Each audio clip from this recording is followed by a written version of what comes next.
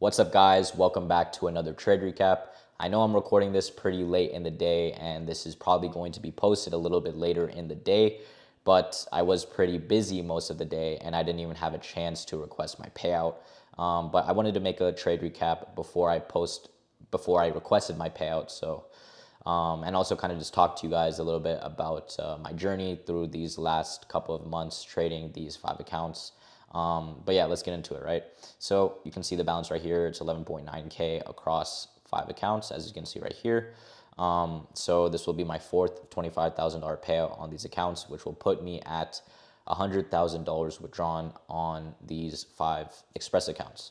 But yeah, so I just wanted to also show that literally 99% of these trades were documented on this YouTube channel right here, and on top of that in my Discord server as well. Literally almost every single trade was posted. As you can see right here, like today's trade, right? I took one mini on this trade because I didn't want to risk too heavy on it. I just wanted to secure that day and move on, right? So 85% win rate, as you can see right here, and we have a 1.2K on the day across 5 accounts, so that's like 6K on the day, right? One mini, and this was the trade that I took. And if you scroll all the way back up to when I started these accounts, which was on June 2nd, actually, but my first actual trade was taken on June 3rd, right? I didn't post like all of my winning days. I just posted them here and there, but it wasn't really that needed for me to make trade recap videos, a whole video on how I secured a winning day. Those are just like pretty much the boring days. But overall, I actually only really took one loss on throughout the entire 3 months, and this was the actual loss that I took. The rest of the losses that kind of like decreased my win rate to like 85% were just kind of slippage trades. Like I would take it on Asia session. I would take trades on Asia session, right? And I'd set my stop loss a little bit above break even, but I found myself getting slipped just due to the fact that I was trading Asia session a couple of times, and the negative P&L, it counted as a loss. So not much I could have done about that, but they did kind of count as a loss. But yeah, this was like basically the only trade or the only loss that I took the entire 3 months. And if you scroll down, right, I show some more proof that of when these accounts were actually created. As you can see right here, right, June 2nd, all these accounts were created in June 2nd. Right, this was posted in July, right? So at that time, I kept the accounts for like a month already, right? But yeah, I mean, so like every time I got the balance up to like 10K or like 11K, I'd take out half of the balance and I'd start over again, right? I'd go again from 5K to 10K, and then I request another 5K. So that was that was kind of how I was trading these accounts, and it kind of shows how base hits and consistency actually add up over time, and how boring trading actually was, or how boring trading is actually supposed to be. I wasn't trading every single day. Like for example, in the month of July, I had maybe like 5 or 6 trades in July. In June, I think I had a little bit more, maybe 8 or 9 trades or something like that. But the point is, I wasn't trading every single day, right? I was waiting for those great setups to appear, and I would risk heavy on it. That's literally all it was. And if you can see the analytics right here, I didn't have a single red day in 47 days straight. So 47 days green straight, just straight green days. And there's a reason, right? There's a reason why I've had these green days. It's because I actually waited for my setups. I didn't over leverage. I did everything that was needed to actually get to this level. And that's how trading should be, right? You don't really want to go for big days. I know I did have a big day, right? But obviously, you know when to hold trades when it's necessary, and you know when to close trades when it's not necessary, right? Or when it is necessary. Just having that balance, and all of this comes over time, right? It doesn't come just by showing up every day and not really looking to improve, right? You need to be putting the work outside of trading as well, like outside of the live markets. You need to be back testing. You need to be putting as much screen time as possible without obviously burning yourself out. And just building up that discretion, right? And that is kind of the reason why I'm able to take trades like this, right? That trades that look like this, right? It's because I built up that discretion, and I've built up, I've put in the time, right? I've put in the time, and now I'm just reaping the rewards. It's as simple as that. Trading is simple, right? It's not easy, but it's simple, right? You don't have to overcomplicate it. You know, like I don't have crazy amount of indicators on my charts. I literally just have, you know, some previous day high, previous day low, like session high, session low indicators. I have 2 indicators. That's all I use. And when I'm trading on TopStep X, I have no indicators at all. I'm just literally just pure price action and pure liquidity. I'm literally just trading based off of liquidity and imbalances. That's literally my entire strategy and momentum. Again, I don't keep it that complicated, and it's working out, right? But yeah, anyways, let's go on to the trade today. So today actually, I was actually thinking that we were bearish today, or actually I thought we were just going to consolidate today, just looking at the higher time frame, right? We had a SMT at Asia highs right here with ES, and we were drawing lower to London lows, and I thought we were going to go take out London lows and just kind of consolidate for the day, but I was wrong, right? So my pre-market bias was wrong, and I still ended up taking a W today in the opposite direction, which shows that, you know, you should not be stuck to any sort of bias in the market, right? Even though my pre-market analysis was wrong, I didn't stick to my bias. I didn't marry my bias, and I didn't try to short every up move, right? I didn't try to short every move up, right? I flipped my bias and I was able to catch a W, even though my pre-market analysis was completely wrong. We actually didn't even end up taking London lows. And it's just one of those days, right? You don't need to be right every single time to win. So yeah, let's just go over today's trade really quick. So this is pre-market, as you can see. So if we play out some candles, you can see that market open actually ends up ripping. Let's actually just go back on the 1 minute time frame, right? We retrace lower, we respect this gap, and then now we just continue higher. I thought after we took out Asia lows, we would just kind of go back into the range, or Asia highs. I thought we would just go back into the range, but we actually did end up pumping higher. And I was liking this displacement. And if you look at the hourly time frame, there actually wasn't anything stopping us from going higher. There was no bearish PD arrays, there was no fair value gaps, right? Any of that stuff. I'll go back to the higher time frame, bro. My webcam just paused. 1 second. Should refresh now.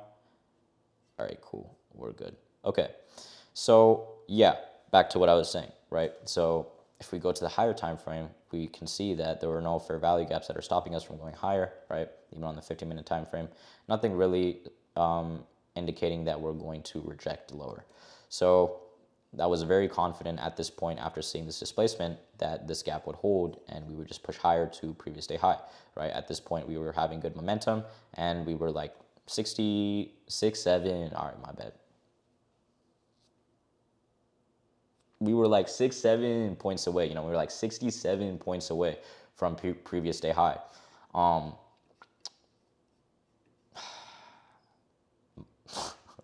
Dude, I'm pushing 20 years old, by the way. All right. What am I doing with my life? Okay. Anyway, so I entered off of the middle of the next displacement candle, and I played like a pretty big stop. So I placed like a 31 point stop or something like that. And my entry was actually at like 607, right? And I was targeting previous day high. So I entered off the 30-second time frame on TopStep X. And this was actually a pretty quick break-even trade. This was a very quick risk-free trade right here. And after seeing this move up, I was a little bit more confident that, you know, we were just going to rip to previous day high. But price action kind of scared me right here when we retraced lower. And then finally, we made a move higher again. So after that, I trailed my stop a little bit above this low to secure my winning day, right? So it's $150 on TopStep now. So it's like I've moved it up 8 points, just a little bit above this low right here. After seeing this retrace, I expected price to just shoot up, but obviously, you know, it's a Friday, and obviously we're gonna do some bullshit because it's NQ and it's the summertime. So I don't know what I was expecting really, but we did consolidate for a little bit here, and then finally we got that move up, which was at this point confirming that we were just gonna go take out previous day high. So yeah, we took our previous day high finally. This was kind of a brutal hold, but I was pretty confident in the draw, right? So a nice 1 to 2 RR. There was also another draw on liquidity above, but I didn't want to risk it, right? We had this 4-hour unfilled gap up above. Didn't want to risk it because, previous day high is a pretty strong draw on liquidity, and I didn't want to risk missing out on profits, right? So that was the trade recap for this trade. And yeah, I mean, that's basically it, right? I just want to talk a little bit more about, risking heavy on, or like knowing when to risk heavy, right? Just giving you guys some game right now. So with A plus setups, right? I know a lot of people be talking about like sticking to a certain risk management plan. You should only be risking this amount, like only this range, and you should not be risking more, you should not be risking less. But the truth about that is, right, when you see A plus setups, like absolute A plus setups that you would never miss, the thing is you want to get out of that range a little bit, right? You want to risk a little bit heavier, okay? And I truly believe that you just like sticking to your absolute risk plan where you're just like absolutely mechanical about it and you're not willing to risk a little bit more on an absolute A plus setup that that like an act of like it would take an act of God for you to like lose the setup. Like genuinely, it would take like an act of God to come and strike you down and lose that setup. When something is that obvious, you want to get a little bit more riskier, right? You want to risk a little bit more. I'm not talking like completely full port your accounts, but I'm saying that, under risking is probably keeping you from getting to that profitability point. And you should be aware of that, right? It's very easy to think mechanically in trading, and the point about trading, or like the best way to become profitable in trading is taking advantage of your discretion, right? So how are you going to find your A plus setups? Well, obviously through backtesting, right? You build your discretion through backtesting, and you collect data through backtesting, and you use that data and you apply it in the live markets, right? Trading is really just a combination of recognizing patterns and applying market conditions and your discretion on top of it, right? Obviously, you don't want to pattern trade, but in itself, trading is a form of pattern trading, but just knowing when to trade the pattern at the right time. That's literally all trading is, right? So you can like that's why basically like any strategy, any actual profitable strategy works, right? The only thing that makes a strategy profitable or unprofitable, the only difference between a profitable strategy and an unprofitable strategy is the trader, right? Is the discretion of the trader. So it is very, very important to build your discretion over time just through, looking at the charts in real time, right? Obviously not 9 to 5ing the charts in real time, right? But just like waking up every day and then just actually applying yourself in the markets. And number two is spending time back testing. Okay, if you're not comfortable in a strategy, if you're not confident in a strategy, you need to be collecting years and years and years worth of data to the point where you feel comfortable that you can execute this strategy day in and day out, right, without fail, or with minimal fail, right? That is the end goal. And these 3 months have, actually challenged me because this has been the best 3 months. This has been the best time period in my trading so far, like in my entire career. I'd always find myself being a little bit too comfortable with my trading. Recently, I found out that I was just being a little bit too comfortable because, the way I trade these prop firm accounts is kind of like a return on investment game, right? So I keep cycling these accounts, I keep trying to rinse these XFAs, and I'm not actually testing my true trading capabilities.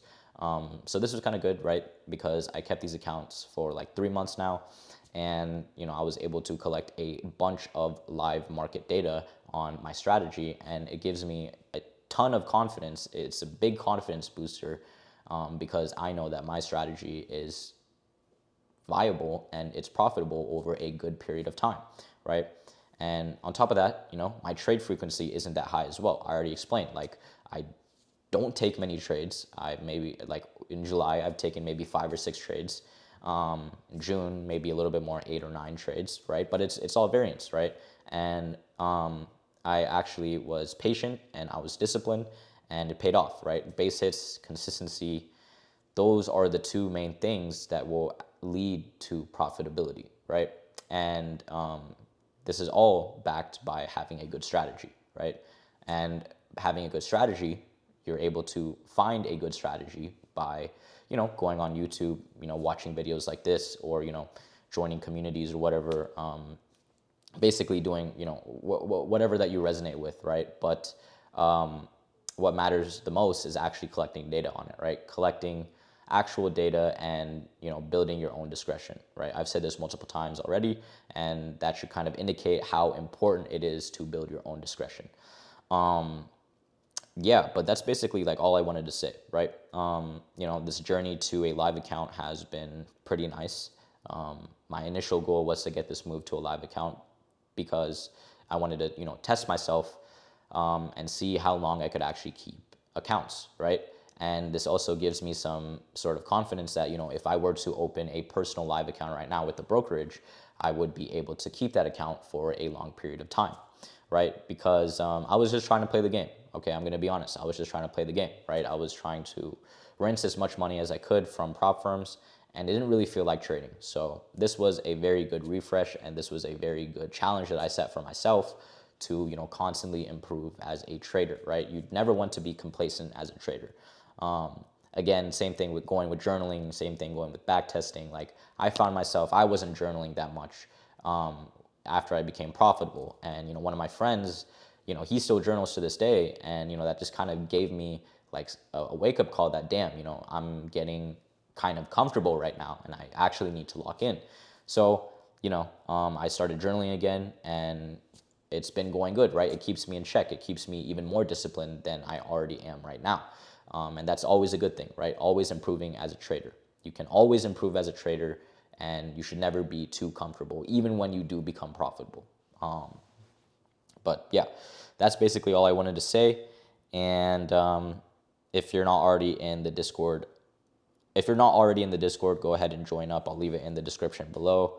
Yeah, guys, I hope you guys enjoyed the video. I hope you guys enjoyed the journey from me going from, opening these accounts and, I guess posting on YouTube all the way from the start. Like whoever has been here with me from the start, I appreciate all of you guys, all the new people. I also appreciate you guys tuning in. But, it's been a crazy journey these past 3 months, and I'm honestly truly blessed to be in a position where I'm not only able to trade, wherever I want, whenever I want, but, like just learning the skill has like absolutely just had a very positive impact on my life, and me also being able to help you guys learn trading and just like help you guys improve your trading. That's also been a huge blessing for me because, I truly enjoy this, and it's been really nice seeing all the comments and all the support that you guys have been giving. So thank you guys truly for that, and